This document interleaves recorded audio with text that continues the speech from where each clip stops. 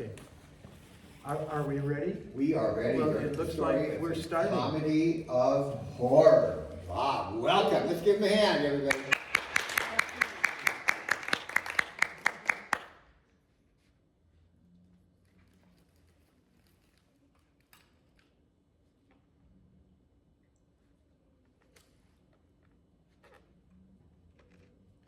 Well, Sammy, are you just going to blink at people, or would you like to tell them while you're here? Okay, Bob, yes, I will tell them while I'm here.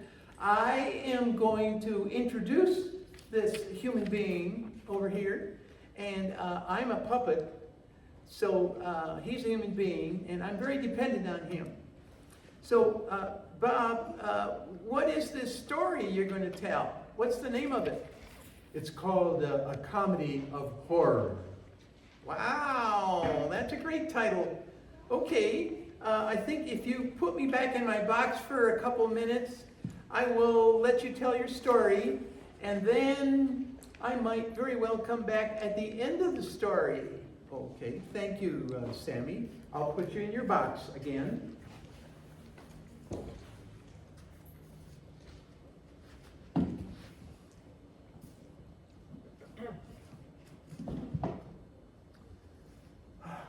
Now we're going to move this chair so I have some space.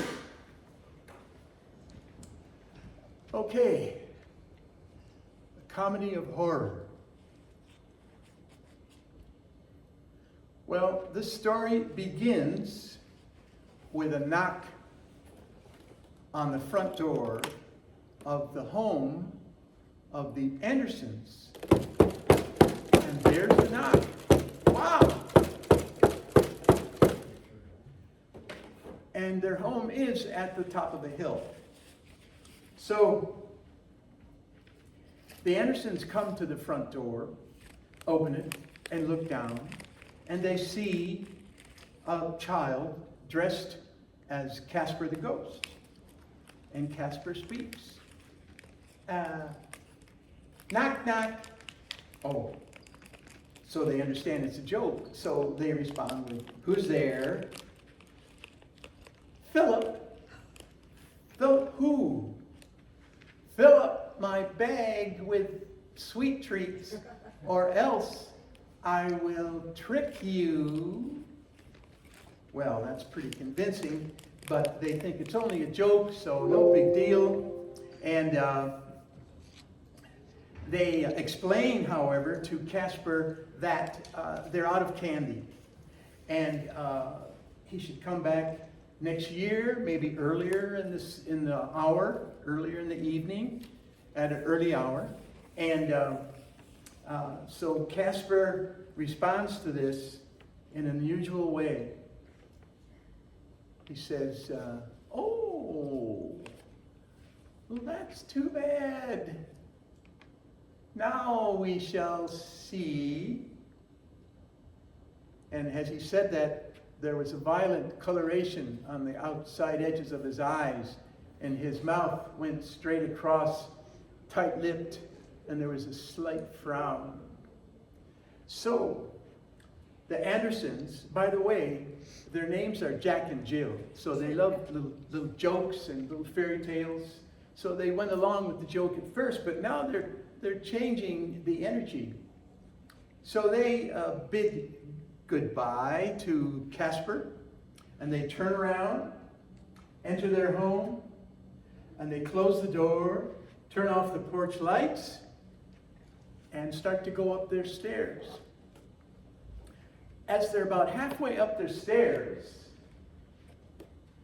all of a sudden they hear a knock at the door. Again. And they hesitate, thinking, well, now, what could that be? But then they hear some more knocks. This time at the side window to the left of the front door. Then they keep going up the stairs slowly, but then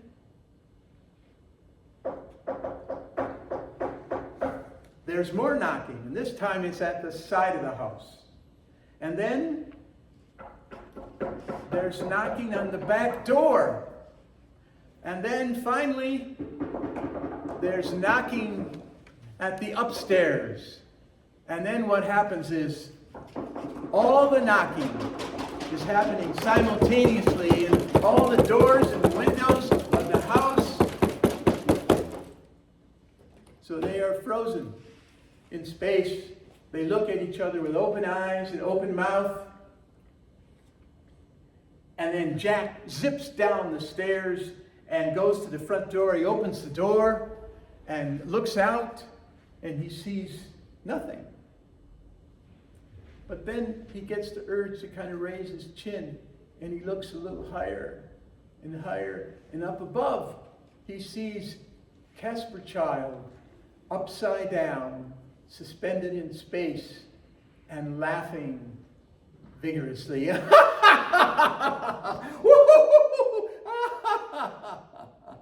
Then he calms down and says to them, "Are you sure you don't have any sweet treats for me this evening?" So Jack immediately responds to that. He rushes back into his house and starts to go through all the rooms in his house. First, he's in the living room looking behind the books on the shelf. Then he goes to the kitchen, looks in the cupboards, and he decides finally to go up the stairs. And there's two children sleeping in their bedroom. So he looks under the bed and takes whatever surprise treats are down there and holds them in bulk in his hands. But before he leaves the bedroom of his children, he says, or he doesn't really say it, he thinks it, well, these children have only sweet dreams and dream about friendly spirits that are kind to humans. Then he leaves the bedroom, rushes downstairs to the front door, and he opens the front door with his legs, kicks it open, and there he stands before Casper and he says, "Here, take these, please." So up above, Casper smiles knowingly, and he turns around. So he's right side up and slowly floats down to the ground till he's 1 inch above the sidewalk. And he holds out his arms and he says, receiving the goods, he says, "Thank you. Thank you so much." And at that moment, he becomes Casper the friendly ghost, as he was born to be.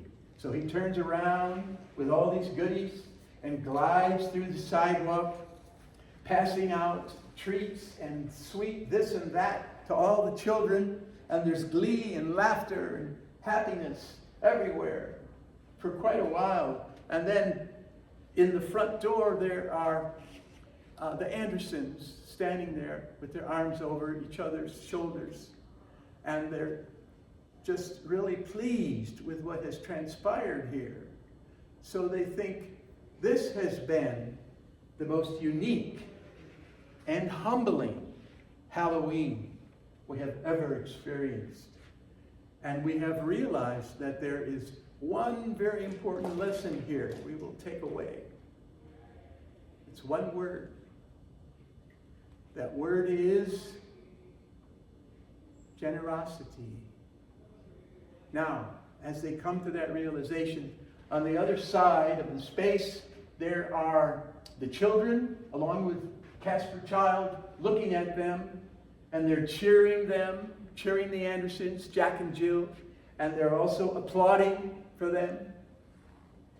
So they're very happy, everybody. Now, before this story is over, I want to bring out Sammy for a final poem, which deals with the moral of this particular story.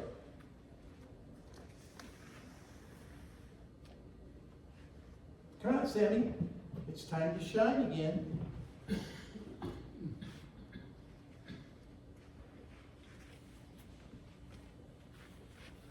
Okay, so Sammy's back. Thank you. The legs must be together. Okay, now, Sammy, I have a story here. It's a little poem that one of us should read. Would you like to read it, or shall I? Well, why don't you go ahead, Bob? I'll just be moral support for you. Okay. All right, I'm going to read it. Jack and Jill lived up a hill, hoarding mounds of candy. They kept it all for themselves, then learned to share is dandy. The end.